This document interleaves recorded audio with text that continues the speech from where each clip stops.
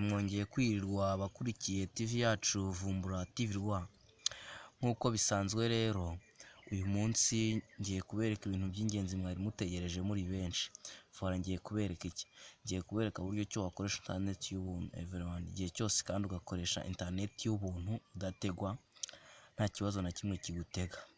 Nk'uko bisanzwe rero munkurikire tugendane, kandi niba ukunze ibyo dukora ndagusaba kujya kuri TV yacu Vumbura TV Rwa ukadukorera subscribe kugira ngo tujye duhora tugendana. Nkabasaba nkabiseguraho kudukora subscribe, inkunga yanyu irakenewe. Nk'uko bisanzwe rero gukoresha internet y'ubuntu, nk'uko bisanzwe turaza kuri Play Store, ahitwa nka Play Store. Dore ngaha kuri Play Store yacu. Ukigera kuri Play Store uzaza hano basecingira. Aha basecingira usecikemo ijambo Hama VPN. Dore ngiri uko baryandika, ngira ngo muri kubireba, Hama VPN. Ukimara kuri secinga uzaryemeza, dore ngiri uryemeze. Sasa application yacu izaza isa ibara ry'umutuku. Nk'uko bisanzwe rero ngenda ifite downloadinze, numara kuyidownloadinga dore ibara izaza isa nk'uko mubibona, dore ngiyi. Ngira ngo mwese muri kubibona ngiyi Hama VPN nuko izabisa ukiyibona. Okay, uzahita uyikanda download, nimara kwidownloadinga uyikore open, uyinjire. Numara kuyinjira sasa nk'uko bisanzwe tuzayinjira. Muzaza muyinjire uyikoreho yinjire.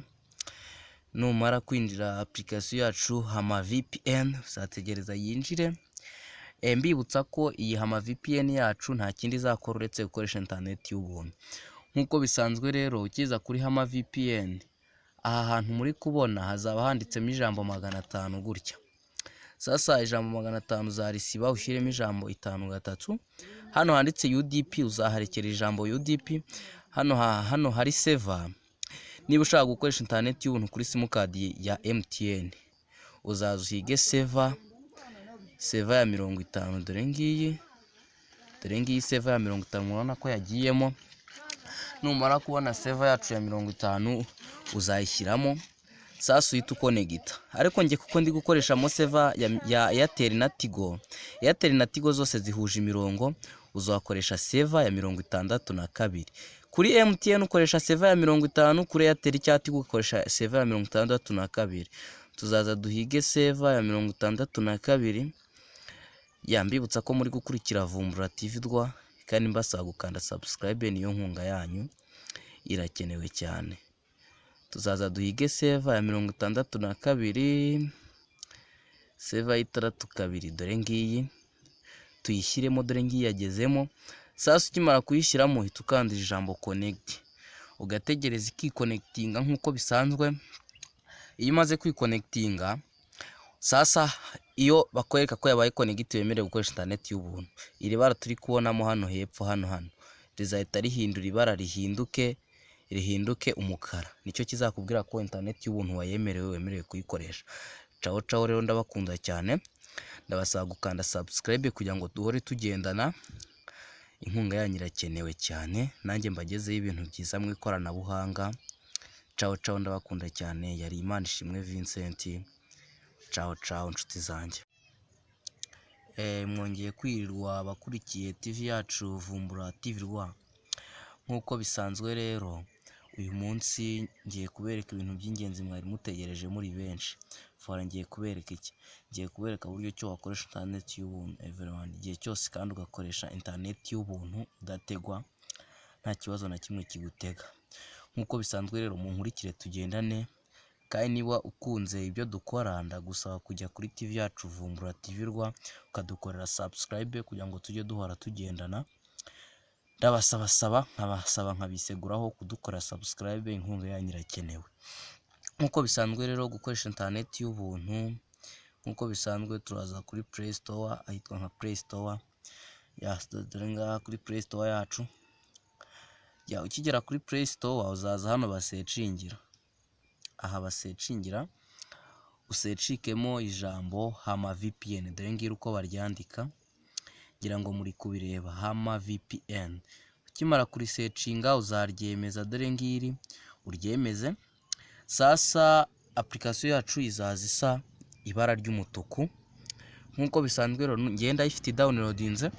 Numara kuyidownloadinga dore iba rizazisa nk'uko mubibona, dore ngiyi ngira ngo mwese muri kubibona ngiyi Hama VPN nuko izabisa ukiyibona.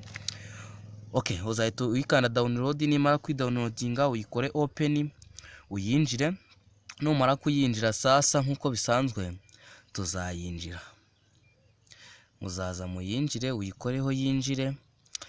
Numara kwinjira application yacu Hama VPN uzategereza yinjire. Mbibutsa ko iyi Hama VPN yacu nta kindi izakora uretse gukoresha internet y'ubuntu. Nk'uko bisanzwe rero ukiza kuri Hama VPN, aha hantu muri kubona hazaba handitsemo ijambo 500 gutya. Sasa ijambo 500 uzarisiba ushyiremo ijambo 53. Hano handitse UDP uzaharekera ijambo UDP. Hano hari server. Niba ushaka gukoresha internet y'ubuntu kuri simukadi ya MTN, uzaza uhige server ya 50. Dore ngiyi server ya 50 murabona ko yagiyemo. Numara kubona server yacu ya 50 uzayishyiramo. Sasa uhita ukonegita. Ariko nge kuko ndi gukoresha mo server ya Airtel na Tigo. Airtel na Tigo zose zihuje imirongo, uzakoresha server ya 62. Kuri MTN ukoresha server ya 50, kuri Airtel cyangwa Tigo ukoresha server ya 62. Tuzaza duhige server ya 62. Mbibutsa ko muri gukurikira Vumbura TV Rwa, kandi mbasaba gukanda subscribe, niyo nkunga yanyu irakenewe cyane. Tuzaza duhige server ya 62, server y'62. Dore ngiyi tuyishyiremo, dore ngiyi yagezemo. Sasa ukimara kuyishyiramo uhita ukanda ijambo connect, ugategereza ikiconnectinga nk'uko bisanzwe. Iyo umaze kwiconnectinga sasa, iyo bakwereka ko yabaye connect wemerewe gukoresha internet y'ubuntu, iri bara turi kubonamo hano hepfo, hano rizahita rihindura ibara rihinduke umukara. Nicyo kizakubwira ko internet y'ubuntu wemerewe kuyikoresha. Ciao rero, ndabakunda cyane, ndabasaba gukanda subscribe kugira ngo duhore tugendana. Inkunga yanyu irakenewe cyane, nanjye mbagezeho ibintu byiza mu ikoranabuhanga. Ciao ndabakunda cyane. Yari Imanishimwe Vincent. Ciao nshuti zanjye.